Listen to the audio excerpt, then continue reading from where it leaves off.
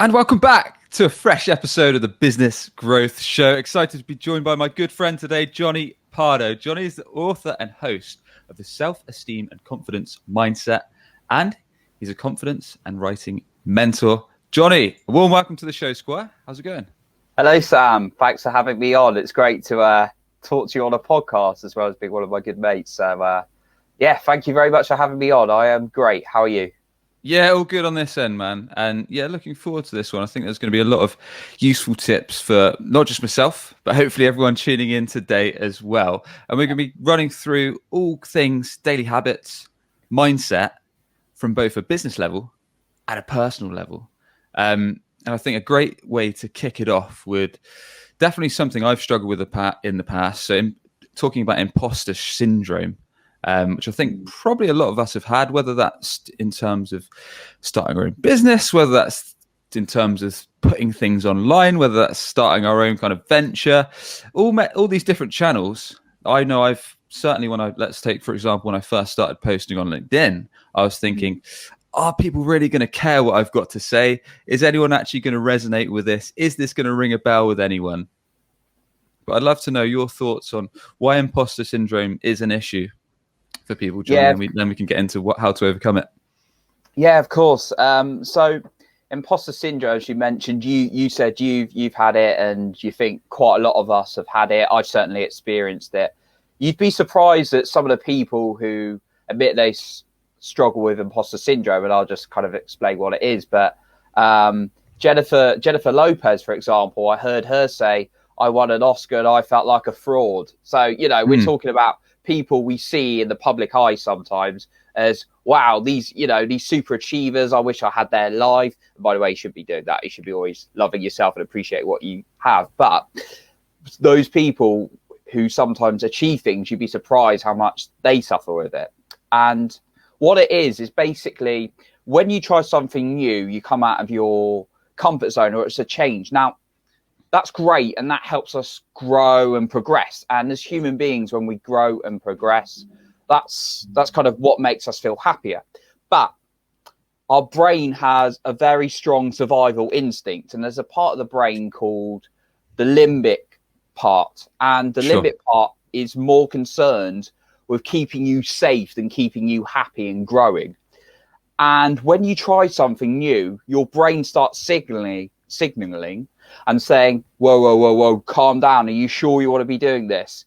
Even though it's not a real danger. Your brain is good for keeping you alive from real dangers sometimes, but it also makes up these perceived dangers when something comes out, when you come out of your comfort zone. So for like trying something, like posting something online, for example, you've not done that before, and your brain's like, whoa, calm down. But the more you progress in your journey, the more likely your brain's going to pop up and start saying, whoa, let's calm down. But the difference is, it's how you handle it. That is the key thing. Okay. So is it typically because, like you mentioned there, you referenced Jennifer Lopez, that she had it when she claimed an award, and you mentioned it when perhaps we're posting things online for the first time, whether that's social media, whether that's starting our own business, whether that's advertising, whatever it may be. Is it because it's new to us, Jonny? Is that perhaps why it's striking? We think, oh, I'm not sure if I'm ready for this. I'm not sure if it's going to work out. I don't know if people are actually going to like it. Is it because it's a new thought running through our brain that it shocks us and kind of makes us think, not too sure about this? Yeah, so there's a couple of bits to it. So like you've just kind of asked about, it is kind of that new introduction to new things in your life that can suddenly think, whoa, calm down, and like, this is coming out of my comfort zone, and your brain wants to keep you safe again. But it could also come from limiting beliefs, when you've got these negative thoughts in your head that have kind of formed from beliefs or perhaps negative experiences coming into your life. And then your brain references that. And unfortunately, your brain is trained to think negative sometimes. But the good thing is, if we train it enough to think positive about us, that will strengthen it. But that makes it, imposter syndrome can be very difficult for some people, particularly if they're not used to speaking positive to themselves. So that's another area, these limiting beliefs and this negative self-talk as well. Yeah. Got it. Okay. So, I mean, that all makes sense. So what are some good habits that we can put into play, Jonny, that can help us. I don't want to say straight away overcome it, because I'm sure it's not. We can't just click our fingers and it's done and we feel excellent, we feel positive and ready to do whatever the task is at hand. But what are some practices that we can consider that can help us get on the road to overcoming it?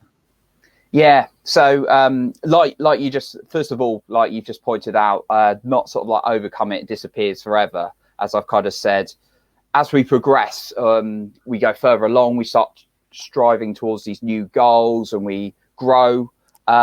It's going to pop up. It may pop up again, like I've just given, like celebrities admit they struggle with it. And Jennifer Lopez was just the one example I demonstrated, but there's plenty of other examples I've heard. Sure. Now, it can constantly pop up. So it's about managing it and managing that negative self-talk. Now, going back to me, I'm a confidence and writing mentor, and I help people with this. Now, do negative thoughts or these kind of thoughts never pop up in my life? No, they pop up from time to time. The difference is how I handle it. And I've trained myself to click back really quickly into the positive self-talk. Now, habits you can do.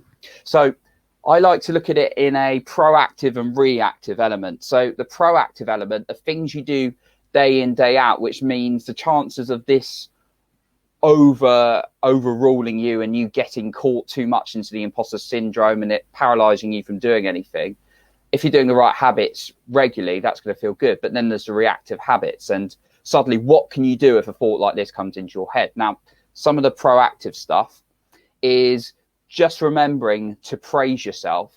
Praise yourself when you've done something good. Now, as human beings, and some of the listeners may relate to this, and some of us sort of like achiever folk are very bad at this, and certainly I was. We forget to praise ourselves when we do something good, pat ourselves on the back. It sounds really stupid, but we don't do it. And then something wrong happens, or something goes wrong, rather, I should say. We start thinking, oh my God, I'm hopeless, I've made another mistake. So if you keep praising yourself constantly, that's reinforcing your brain to think in a more positive sense. And it's easier to think in that way more regularly than if you're just criticizing yourself. I can relate to that in a bad mindset. I mean, for example, every now and then at Web Choice, I might have a really good month. I might beat our target, but then I'm never stopping and thinking, oh, great, we did really, really well. That's an awesome month. I'm more like, that was okay. Let's move on to the next month. And then start stressing about that and managing our team, understanding what's going on, making sure we've got projects in line, making sure we've got pipeline for sales, making sure all our clients are happy. So juggling all these things, I'm definitely guilty of not really stopping and thinking, oh, we actually did well. But are there ways, is it just a case of we need to understand and appreciate that in the moment, Jonny, or is there a bit more to it? Well, what I suggest, and this is something I regularly do with people I work with, is at the end of the day or the beginning of the day, is just writing. This is a really simple practice, but it does redirect your brain to think like this when you do it regularly. And it shouldn't be something you just think, that's easy, I'll skip it today. Is writing down 3 things you've achieved for the day, or 3 things you've accomplished in your life. Yep. And just writing that down every day in the morning or evening. And you can do both of them. You could do both those exercises I suggest, or what you like about you. Now, that sounds very simple, but what that's doing is training your brain to think in a way of, right, this is what's great about me. And your brain, you can instruct your brain to do these kind of things. If you don't, it's left to its own devices. And then suddenly when all these bad things come in, it'll start to generalize and think negative. But by doing this kind of practice, it can help you more regularly remind yourself of the great stuff about you. So that's one exercise I definitely always give, as well as praising yourself, patting yourself on the back when you've done something good. And this is what I heard once from one of the UK's leading therapists, Marissa Pearce. She said, nothing raises your self-esteem and your belief in yourself than your own praise. So remembering to pat yourself on the back as well is a really, really good one. So those are certainly a couple of habits if they make sense. There's plenty, but there's a couple of the key ones. Yeah, the list one definitely makes sense. So it's something, I guess it's just getting yourself in the habit, is it? Just saying these are three things that went really well today. 3 things that I'm happy about, 3 things I've learned and done that I'm pleased with. And I guess over time that compounds, right? So whilst you whilst you first start doing it, you might think this is a bit silly, this is a bit weird. But if you keep doing it day by day, week by week, over time, it's got you into a good habit. Perhaps it just stacks up each day, each day, each day. And I guess you just reward yourself a bit more. You feel a bit happy with what you're doing. And you kind of think, oh, actually, I've done pretty well today because these are the 3 things I've forgotten about until I've taken the time to kind of write them down. Yeah, that's yeah, definitely. It's like you said, the perfect term there was the compound, and you may have read the Compound Effect by Darren Hardy, which is a fantastic book, or Atomic Habits by James Clear, which is one of my favorites. It's all about these little habits that make a difference over time, but a lot of us are wanting this instant gratification, and what I mean by that is we want something right away, we want to feel amazing now, but it's about these little efforts. One other thing I just mentioned before we move on is is incantations. Now, you might be asking, what's an incantation, Jonny? And you've probably heard of an affirmation. An affirmation is a phrase you say to yourself over and over again, like, I am strong, I am courageous, I am happy, or I am wonderful. Now, you could also have affirmations of, I am an idiot, or I am hopeless, which obviously is going to go into your system, which isn't good. And you're going to feel like that more often, and then you're probably more likely to feel like an imposter, because as human beings we like to be consistent with our identity, and if we're saying stuff like I'm useless, I'm hopeless, that's going to be in our system, and therefore we're going to feel more like an imposter. Now, an incantation is an advanced version of an affirmation. It's when you're saying something with emotional intensity and a bit of movement, because it really embeds it into your nervous system. So saying I am confident is a lot different than saying I am confident. Do you just kind of see the difference? If you keep saying things with emotional intensity, it's more likely to go into your system. So that's an exercise I'm very keen on as well. Saying stuff but making it more with more emotions, even if you don't believe it at the beginning, it gets, with time and repetition, it will go into you to make you say like I am worthy, I am confident, or I am this successful writer, I am this successful podcaster, saying that over and over again with emotional intensity. Right. Okay. That is something I've heard of. Not something I've practiced myself, but I have heard a lot of successful people, and I've heard it I've read books, and I've seen it in films and videos and stuff where, just like you say, perhaps people have got this goal, and each morning or each evening they'll say it with intensity. And because they've said it so much, it's drilled into their mind that they've got to do it. Therefore, like you say, they've got this positive association with it every time. So over time, it builds up. Is that kind of how it works? Because you're saying it with such emotion that you kind of feel that this has got to be done, and one way or another, I'm going to achieve it. Is that the mentality behind it? Yeah. The bit more about the mentality behind it is you've got your conscious mind, which is what you're thinking. You recognize you're thinking day in, day out.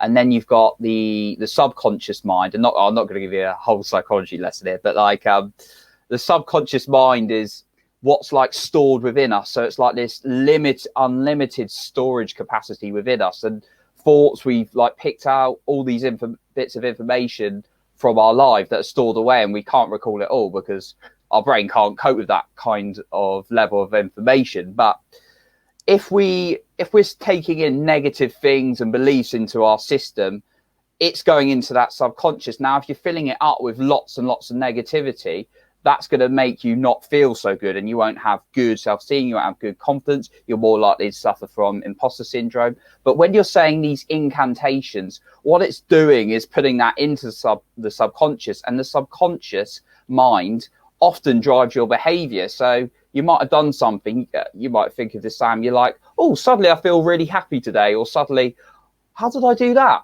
Or like you've done something, or perhaps the other side, you weren't as motivated, you weren't feeling as good. Now that can be driven a lot from the subconscious mind, and doing these incantation is training the subconscious mind to be more stronger have this stronger belief inside yourself and this positivity. So that's another basis behind it. Yeah, so it's to do with the subconscious, and again, a lot of these techniques, it sounds like they kind of stack up over time. So as long as you keep doing them, you'll reap the rewards, the effects. With that technique you've just shared with us there, Jonny, I mean, how say on a daily example, is that something we need to be doing each morning or each evening, or what would you recommend? I personally do it 3 times a day. I wouldn't recommend. Well, if you're starting out, maybe just doing it once. I'd say it needs to be done on a daily basis, in my opinion. And lots of the incantations, by the way, came from my Tony Robbins learning. I'm a massive Tony Robbins fan.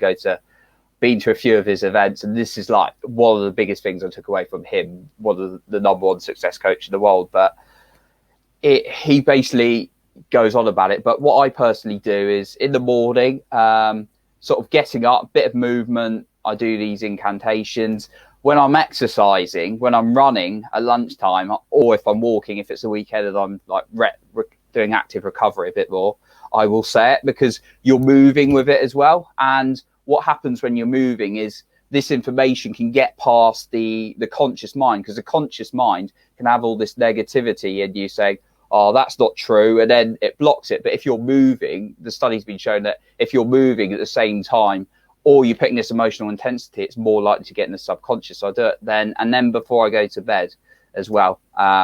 So 3 times a day. And it's quite good before you go to bed, when you get up, because just before bed, you're going into your deep sleep as well. Yeah, it's funny you should mention that. It's just made me flash back to a sales film called The Boiler Room, where I think it's Ben Affleck's character, who's basically this cutthroat recruiter recruiting these sales guys to become stockbrokers. And he's basically cussing and swearing them, giving them this hard lecture saying, you need to be cutthroat sales guys. And then he's talking about when you're on the phone, you need to be walking and talking and selling. And his phrase there is motion creates emotion. And that's something I really agree with, because if, for example, I'll try and take, if I'm on a call, as long as I'm not feeling like it, I'll try and walk around whilst I'm on the phone call. Just because you're up and talking, and people can kind of sense it in your voice, right?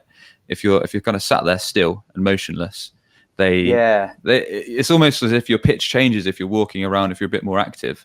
So if I'm on sales calls, if I'm on client calls, when I can, I'll try and take them walking. I just find it helps that little bit extra. So it's quite a relevant point. And swinging back to our earlier chat, when we first started talking about imposter syndrome. So you mentioned that we should try and do these 3 things each day that we've done well, that we're happy for, that we're thankful for. Is that something, if we flip this to a business sense, Jonny? So let's say we've got this big goal. Let's say for Q1, we need to hit this sales target, or we need to win this many projects, whatever our goals are for our business or personally. Can we use this list technique where we do say we break down this quarterly or half yearly or yearly goal into manageable chunks, and then we make sure that these things that we're doing each and every day on the list are contributing slowly but surely towards that? Yeah, so just kind of check where you're coming from on that. So it's more about recognizing what you're doing, or is it kind of making sure what you're doing is aligned to your goals? Exactly, yeah. More making sure that, say for example, we're a business owner or a sales rep. We've got this big goal for, let's say, Q1 or the first half of the year, or whatever it may be. Rather than just looking at this almighty goal, this really big number, can we break it down into manageable chunks and make sure the daily activity that we're doing is slowly but surely contributing to that, rather than just thinking, oh, I've got to do all this stuff, I'm never going to hit it?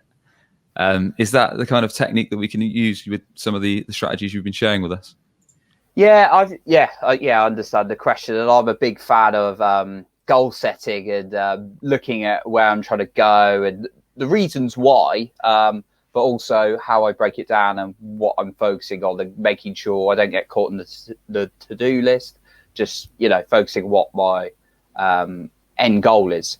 But what I talked about earlier was reflecting on what you've achieved. I think that's really, really important. Even if you've had a bad day and perhaps you've not hit something you set out to do, still listing the 3 things that you have achieved, like in your life, or what's good about you. I think that's important in whatever we're talking about, whether you are in your own business or you're working for an employer or anything. I think that's important. But in terms of a business, what I like to do with kind of my goals certainly is look at what I'm trying to achieve for a year. So I think it's really important not to do the classic New Year's, oh, I'm going to, lose some weight. How much? And not saying how much, and then just do all that stuff, or just saying I want to earn like £100,000 a year and putting nothing behind it and just hoping it will happen. So I like to actually look at what the goal is, and then actually look what I'd have to do roughly in the months. Now, obviously, what I might be aiming for in the months may change, but I have that end of year goal. And you might have to change it. And the important thing here is flexibility, but got that end goal that you're aiming for. Now, I think it's important to look at what your goal is each month, and then based on your month goal, look at what you want to achieve each week without overdoing it. Don't try and do too many. That's a classic mistake I get caught into. And then actually, based on your weekly goal, identify what you might be trying to achieve each day. And it might, the flexibility is the key, but having kind of like maybe 3 targets is really, really important, I'd say in that. But yeah, always remember to say what you're doing well and what's good about you, because that's going to encourage you and instill more certainty in yourself, whether you're in business or not, to actually go and achieve stuff. Because if you've got this negative mindset against yourself, it's not going to happen as well. Yeah, I like this because we're mixing 2 things, really. We're mixing your own mindset from perhaps a mental perspective, but also we're using real data. So we're actually saying, which you just used a great example, which of the New Year setting. So the classic one, like you say, is people want to lose weight, or people want to do X, Y, Z. They want to go to the gym. They want to get fit. They want to get ripped. They want to get a 6-pack. I've been working on that for 6 years, still not got it. But yeah, I love how you said about breaking it down into monthly goals, then turning those into weekly goals, and then seeing how you're doing for the week, and then breaking that into a daily plan.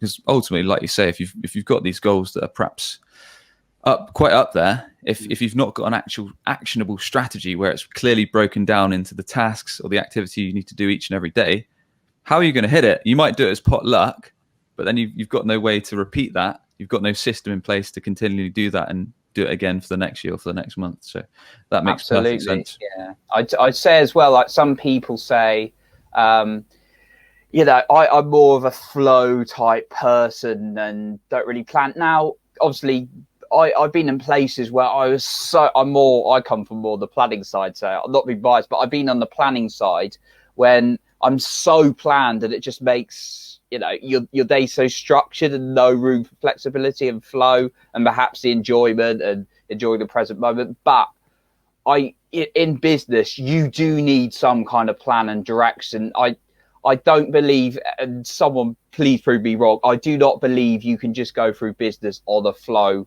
kind of, I'm going to see what's going to happen day by day. You need a structured plan. Even, it's going to be flexible. That's what I say. But I don't believe you can just blag it and then go through flow. You need some kind of direction to set yourself to. And also one thing I learned, because I've learned a lot about kind of different business strategies. I mean, I'm not by no means a business mentor or anything, but I've heard a lot of great people like Dean Graziosi and people. That's really important to measure it along the way. I think there's a saying that goes, what's measured and recorded regularly improves rather than what's not. Yeah. And just like us guys do at Web Choice, we measure all the marketing campaigns, because ultimately, if you're not measuring the activity, the end results, whether that's something you're doing for a customer or client or even personally, how can you know how well it's gone and what needs to be tweaked, whether you should carry it on or whether you should look to improve it? So yeah, we've got to get data in there somewhere for sure. All right, Jonny. So you talk about on your podcast and your books self-esteem and building up your confidence. And I think again, this is something that's really useful in terms of a business mindset, because confidence shines through, right? If you're talking to someone on the phone, if you're on a Zoom call, people can tell. People can tell from the tone of your voice, from if you look them in the eye, from how well you come across, from whether you slouch your shoulders down, however your position. There's so many body language traits that I'm sure you'll know a lot better than I would that shine through, whether you're on the phone, whether you're on the Zoom call, Skype, whatever it may be. So what are some perhaps misconceptions around the self-esteem and confidence, Jonny? And then perhaps we can get into how we can tackle those. Yeah, of course. So I think the first one I'd say, it's not always... And we kind of touched on this a little bit earlier, but things aren't always as they seem with people. You may perceive someone in the public eye as, wow, they've got it all. They must be so happy and love themselves. And I mean, if you love yourself, you're gonna be happy. Chances are you're gonna be pretty happy. But there's been so many examples when people have demonstrated that this is not true. Like, you see someone, you think, wow, they must have a lot of good self-esteem. But we've seen some really severe cases of the likes of Heath Ledger, Robin Williams. These are people in the public eye who were adored and loved by many, many people. And I think the view is, if you're rich, famous, maybe perceived as good looking in the public eye, that you're going to have good self-esteem. That's clearly not true. And Amy Winehouse is another example.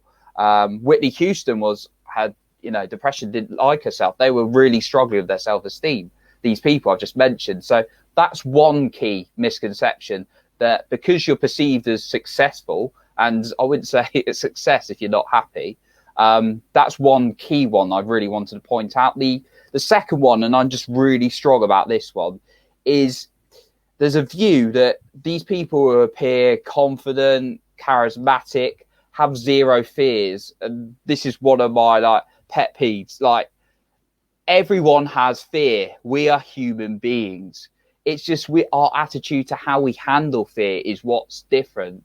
So, like I talked about, there's these perceived celebrities, and they shot you, and like, when they say they've got imposter syndrome, I mean, I've done speeches and people are like, wow, you're so confident now. And I'm like, not now, because less so now because I really enjoy it. But before, I'd be like shaking, I'd turn up and I'd talk and I'd be like, I'm terrified, but it actually go really well. So it's not that confident people have zero fears. It's the fact that they manage it and deal with it. And when you get a result, when you do something, that's what gives you the feeling of confidence. There's a great saying by Dr. Russ Harris in the Confidence Gap book. Great read. And it's confident action first, confident feeling second. You don't have to have the feeling. You don't have to be 100% certain and confident to do something. That feeling follows afterwards. Those are probably the two main ones, but there's a couple more I could touch on if those make sense. Those make sense. Those are some great examples, utilizing people we most of us would have heard of or known. And like you say, what perhaps comes across on the outside isn't always going to be the case on the inside. And linking that back to a business sense, it might be that we sound great on certain calls, we sound great in certain meetings, face to face, or on video, as we're a lot doing now. But then other times we might not. We might not be feeling great, might not have got enough sleep, or whatever outside influence. Perhaps we had a few beers the night before, whatever is having an effect on us, can shine through. So getting this actionable, Jonny, what are some ways that we can kind of bump this up? I know you touched on it a little bit just now in terms of the actions first, and then that'll have the effect on you second. Are there any things we should be aware of that can help us out here? Yeah, and actually there's a third one I meant to bring in before, and I'll go into the actions of all of them. But the third one is, it's it can be seen as selfish and egotistical to start loving yourself, and that's a big misconception. In fact, this is my opinion, and people might disagree, but I'm going to explain it. It is selfish not to work on your self-esteem, because, and I'll explain why, because when you work on your self-esteem and your confidence, you're not only going to feel happier in yourself, but you're going to be a really positive impact onto other people. So when you're around someone who's really upbeat, feels great about themselves, they're probably quite a good knock on to you. And not just like surrounding yourself with friends and family, but also when you're your best self, you're more likely to be able to give to people. Now, for example, I do a podcast, I write books, and I've had lots and lots of people email me or message me on Instagram or whatever platform and say, wow, Jonny, that really, really impacted me. Thank you so much for sharing that. And if I was not working on my self-esteem and confidence, then I wouldn't be able to do that and help other people. So actually working on your self-esteem and confidence is one of the selfless things you can do. Now, I'm not saying if you've got low self-esteem or low confidence, because I've been there, and this is where it started for me. If you've got that low level, it doesn't mean that's selfish. I'm just saying, if we're not regularly working on it so we can benefit others around us and help others, then you're doing other people a disservice as well as yourself. Now, obviously, if low levels, there's so many factors to impact, and this is what I try and do and help people. So that's another misconception. But in terms of the actions, one really key one is, as I mentioned, about fear. Now, fear can be like too great a jump sometimes, and actually it stops us from doing anything. Now, what I suggest to that, if you've got something that's really fearing you and you're thinking, I can't act confidently or take the next step, then you break it down. it's really important to look at something and make it into, and just even write down the action plan if you need to. So for me, even putting my name up say my name in a meeting and put my hand up, in a meeting, was terrifying. But now I just do company speeches and all sorts. And what I did was just present to a small group and then to a bigger group, and then just kept building it up. So you build it block by block. So that's kind of one of the things I said, as well as the self-esteem habits and talking to yourself well on a regular basis. If that makes sense as well, Sam. Yeah, those are some great points, man. The first point you mentioned, I especially love. So being positive yourself or loving yourself is going to shine through to others. So like you say, it's not selfish at all, because it's your, essentially, if you're happy, and I completely agree, it shines through to other people most of the time. It might piss off the odd person, but then what can you do about that? Yeah, but in the whole, control other people. No. Exactly. And on the whole, it's like you say, if I'm around people, certainly I can relate to that are happy, that are upbeat. It shines through on me, even if you're perhaps not feeling great yourself. I've seen it firsthand, and I can definitely say that some of the best months I've had in terms of generating revenue, in terms of generating business and sales, I've been around great people, upbeat, whether that's my colleagues, whether that's my clients, whether that's my team. And that's definitely had an influence on my mindset, making things happen, and the activity that I put in. Whereas it's perhaps when it's on decline, then I've noticed that in the numbers in the revenue. So it's definitely got a knock-on effect. So that's such a great point, mate. Yeah, absolutely. And kind of linking from that, one thing you can do as an individual as well is surround yourself with as many good people as possible, because that's going to impact on how you feel about you. So if you're around five negative, there's a saying goes, if you're around 5 millionaires, you're probably going to become the 6th. If you're around 5 people who just don't exercise, a bit lazier, don't really do anything, you're probably going to be the 6th. But with how you feel about yourself and your drive and your desire, if you're hanging out with people who are other entrepreneurs or business people, and this is what I do, I hang out with so many great people that I learn lots of stuff. So it's really important you hang out with the right people and not toxic people as much as possible. And sometimes people aren't toxic, they're just not serving you. So it's important you find the right people, but also the information you listen to is absolutely key. So if you're listening to things that are going to bring you down and you feel negative, dare I say it, sometimes listening to too much of the news is probably not going to make you feel so good about life. But if you start listening to Sam's podcast or other various uplifting podcasts, it's obviously the key one I thought about there, Sam, then you're going to feel better about yourself. So that's what I'd say as well. Appreciate the shout out, dude. That's a perfect way to round it up, and always appreciate the plug. Jonny, look, been an absolute pleasure talking, sir. Now, for anyone that wants to learn more about Jonny Pardoe, what is the best way to connect with you? Tell us a bit more about the books, the podcast, and how we can get in touch. Yeah, of course. So yeah, I'm quite spread across social media at the moment. I've got my podcast, which is on Apple, Spotify, and a variety of platforms. It's called the Self-Esteem and Confidence Mindset, or Jonny Pardoe.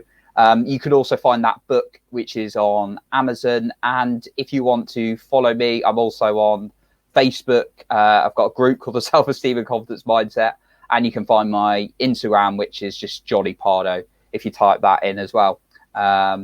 So yeah, those are the main places if anyone would like to find out more about my work and if it could benefit them. So thank you very much for having me on the show, Sam. It's been great talking. Appreciate it, man. Really enjoyed the chat. We'll have to get you back on again in the future. And all of Jonny's links to his podcast, his books, his sites, and his socials will be available at the show notes over at businessgrowth.marketing. With that, I want to thank you once again, sir.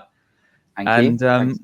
For everyone tuning in, if you enjoyed the show, be sure to hit subscribe to Business Growth Show, wherever the heck you get your podcasts. We interview 2 business leaders each and every week to provide actionable tips across marketing, across sales, all with the idea to help you grow your business. And with that, we'll catch you on the next episode. Appreciate you tuning in.